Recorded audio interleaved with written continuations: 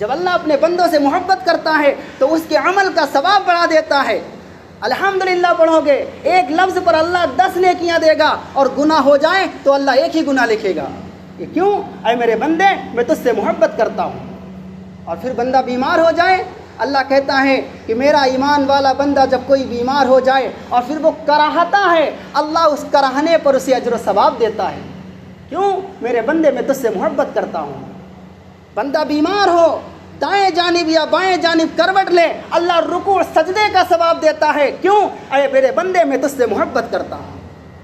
تو میرے بھائی ذرا اندازہ لگائیے، جب اللہ ہم سے اور آپ سے محبت کرتا ہے، کیا ہمیں اور آپ کو اللہ سے محبت نہیں کرنی چاہیے؟ اللہ کے احکامات پر لبیک نہیں کہنا چاہیے؟ جس طریقے سے حضرت ابراہیم علیہ السلام اپنے ربا سے محبت کرتے تھے، خواب دیکھا تو کیا فرمایا؟ انی اذبحک فانظر ماذا تری، اے میرے بیٹے، میں تجھے ذبح کر رہا ہوں۔ آج اللہ کا حکم دیکھیے، اللہ نے مؤذن کے ذریعے سے اذان کے اندر فجر کی نماز میں صدا لگوائی اور فرمایا کہ میرے بندوں سے کہو حی علی الصلاۃ حی علی الفلاح، آؤ نماز کی طرف، آؤ کامیابی کی طرف۔ اللہ نے مؤذن کو اتنے پہ نہیں روکا، مؤذن سے فرمایا کہ ایک جملہ اور میرے بندوں سے کہہ دو، الصلاۃ خیر من النوم، کہ نماز نیند سے بہتر ہے۔ لیکن ہائے، ہماری کیا محبت ہے، کیا محبت ہے کہ ہم پھر بھی اپنے بستر کو نہ چھوڑ سکیں۔ یہ اللہ سے محبت کرتے ہیں تو اللہ سے ہمارا اور آپ کا بھی حق بنتا ہے کہ ہم اور آپ اللہ رب العزت سے محبت کرنے والے بنے۔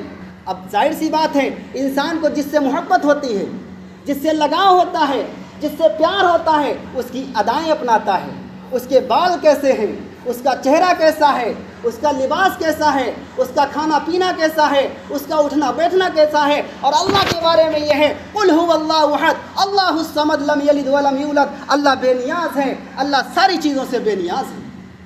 تو سوال پیدا ہوتا ہے، اللہ کی ادا کیسے اپنائی جائے؟ تو اللہ نے قرآن کے اندر فرمایا، قل ان کنتم تحبون اللہ فاتبعونی، اگر تم اللہ سے محبت کرنا چاہتے ہو تو میرے محبوب کی نقل اتار لو، میرے محبوب والا لباس پہنو، میرے محبوب والی شادیاں کرو، میرے محبوب والا چہرہ بناؤ، میرے محبوب والے معاملات کرو۔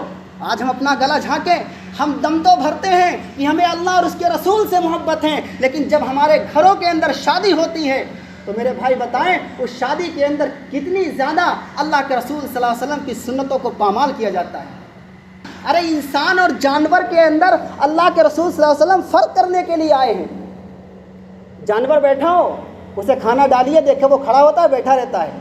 جانور کو کھانا ڈالا جائے، وہ بیٹھا ہوتا ہے کھڑا ہو جاتا ہے۔ اگر انسان کو بھی کھانا ملے اور وہ بھی کھڑا ہو جائے تو انسان اور جانور میں فرق کیا رہا ہے؟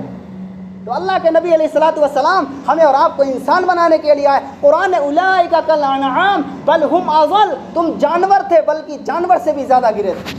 تو میں نے ان سے کہا کہ بھائی اسٹینڈنگ کھانا مت کریے گا۔ تو کہنے لگے، مولانا صاحب ایک ہی تو بچہ ہے، ایک ہی تو اللہ نے بچہ دیا ہے، ذرا خوشیاں منا لینے دیجئے۔ میں نے ان سے کہا کہ بھائی صاحب ذرا تصور کیجئے، تم نے کتنے نماز جنازہ چھوٹے بچوں کے پڑھے ہوں گے۔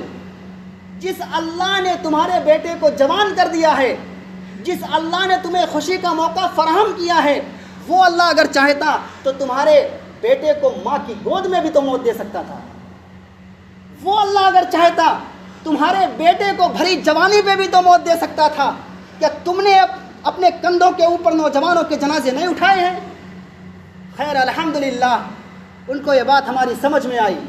میں نے کہا یہ عقل مندی کی بات نہیں ہے کہ جس اللہ نے تمہیں خوشی کا موقع فراہم کیا ہے اسی اللہ کو ناراض کرو۔